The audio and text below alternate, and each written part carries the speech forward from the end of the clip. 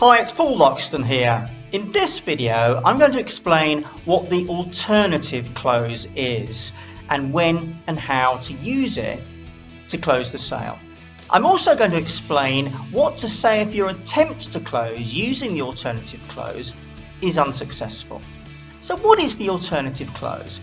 Well, it's a close where you offer your customer alternatives, ideally no more than two, you don't want to confuse them, and they choose one of those alternatives, and as a result the deal progresses.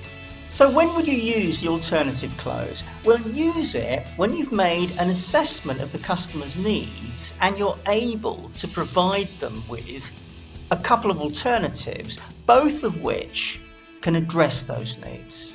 And this is how you use the alternative close.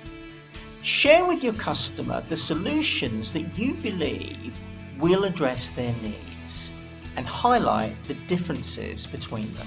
Then get some feedback from the customer. Say something like, can you see how both of these options could work for you?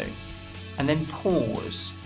Getting a yes from the customer is like getting a buying signal. It's telling you that they've taken on board what you shared and they're interested.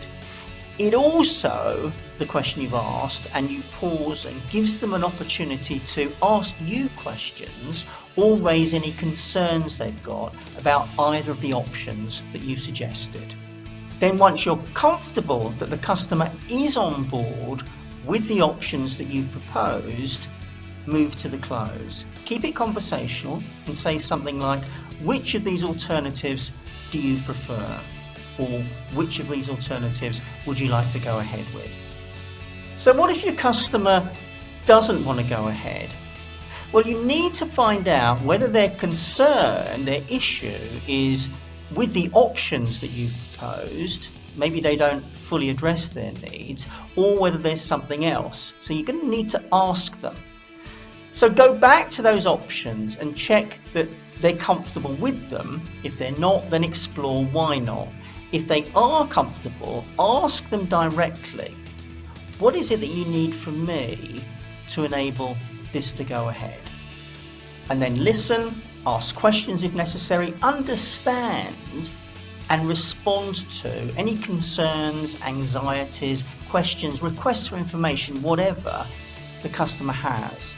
And then once you've done that, then once again move to a close. Go back to the options that you provided if they're both still valid in the customer's eyes, and ask them, which of these would you like to go ahead with? Look out for more videos from me in my series on closing, including a video on the key skills for closing, a video on developing an effective mindset for closing, as well as individual videos addressing specific closing techniques.